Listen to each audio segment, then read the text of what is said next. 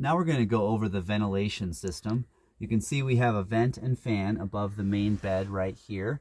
It has manual controls in case you need them. We've never had to use them because we have this very nice remote that does it all for us. It's pretty user-friendly. On-off button is here. You can change the rate of speed on the fan, and you can also change whether it blows in or blows out depending on your needs. Please remember, if you're going to drive, you must turn the power off, and that vent must be closed before you drive. Thank you.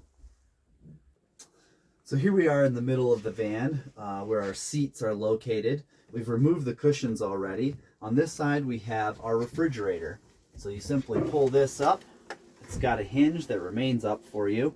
And then you have a 2-compartment refrigerator. One side can be used as a freezer. In order to turn it on, you would hold down this power button right here on the very first time, and then it will remain on for you. And then to set the temperatures of the 2 different compartments, you hit this set button. It'll start flashing so that you can move up and down and set it.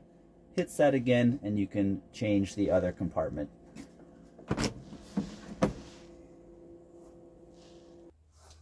On the other side, we have what we use as dry storage. Put our dry foods in here. There's also an additional compartment back here if you needed it. And this is where our compost toilet lives.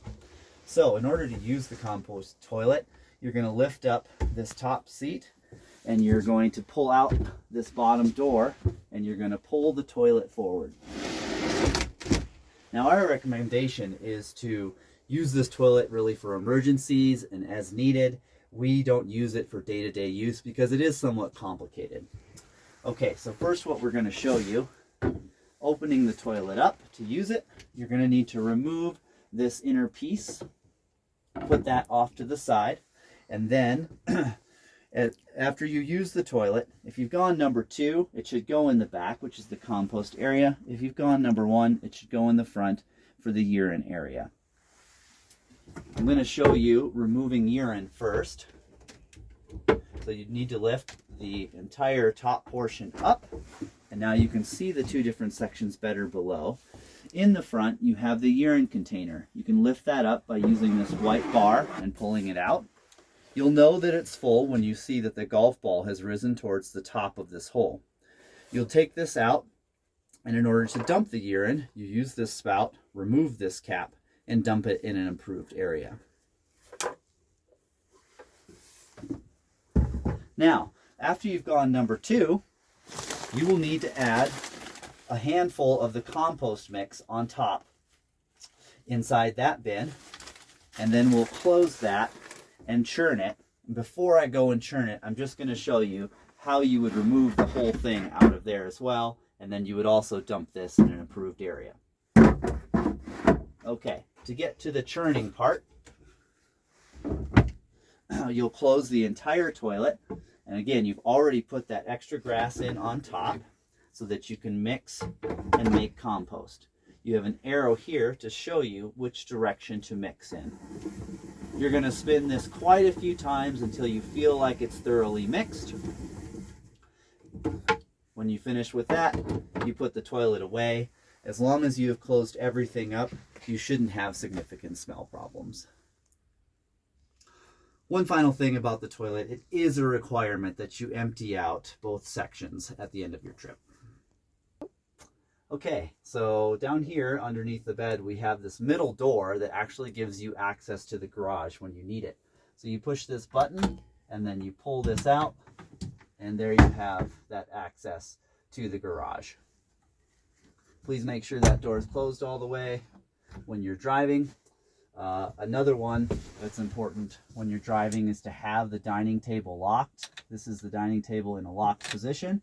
I'll open up that lock, push here, and I can pull out the dining table to its full length.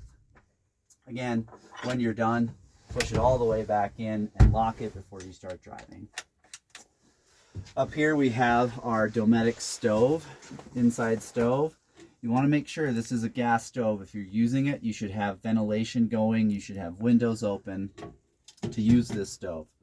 It's really simple to use. You have a power button here in settings, This is controlled by a propane tank, which is down below in these bottom cabinets. Please make sure that you are shutting that propane tank all the way off after you use this stove. If you choose to cook outside, we do have a propane camping stove as well that you can take outside with you. Here's your sink for the van. It does have a removable cutting board here. The wastewater for this sink is going to go down below to a blue container that you can see here. That blue container will fill up every 1 to 2 days probably, and that is considered gray water that you can dump anywhere in the forest. Up here we have our water pressure button.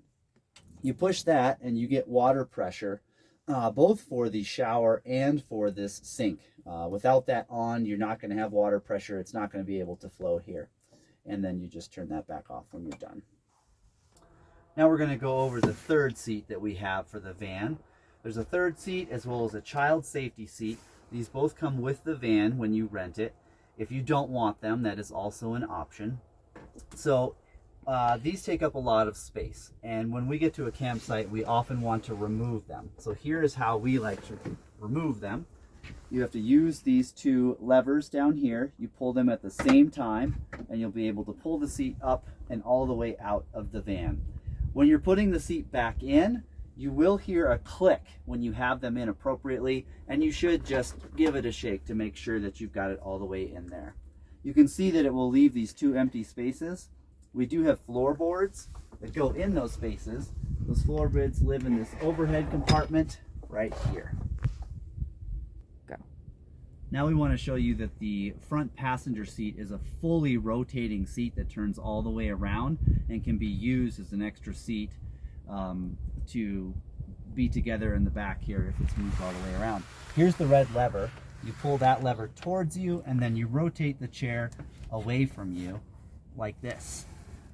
I'm not going to turn it all the way around. It is difficult, but eventually you can get it turned all the way around and use it as a rotated seat. Just a couple more things to show you inside here. In these cabinets, we do have a variety of games that we leave for you guys. You're welcome to use. Up here we have some rain ponchos in case of emergency. And we also have a nice sun screener that you can put on the front windshield and block the sun. At night, we like to pull these curtains closed. You have them on both sides here for the darkest setting possible. All right, to wrap things up, we want to talk about the sliding door on this van. This sliding door, when it's all the way open, does have a magnet that it sticks on, so then it will not come forward on you. If you're parked on a slope, this sliding door can be somewhat dangerous. If it's not all the way back, it can close very fast and it can be a hazard with children for sure.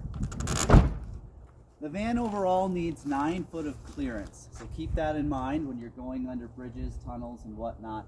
Please keep it in mind when you're around trees as well. We don't want the top of the van scraped, especially because that's where our solar panels are. We have large solar panels on the roof that supply the power to the van. We've never had a problem having enough power and energy in the van, plugging in multiple phones, tablets, using the hot water, all of those things. But you do want to keep in mind to try and park in the sun when that's available to you to recharge those solar panels. Outside of that, we just want to tell you to have a great time, enjoy our van rendezvous. If you have more questions, please feel free to ask when we meet you.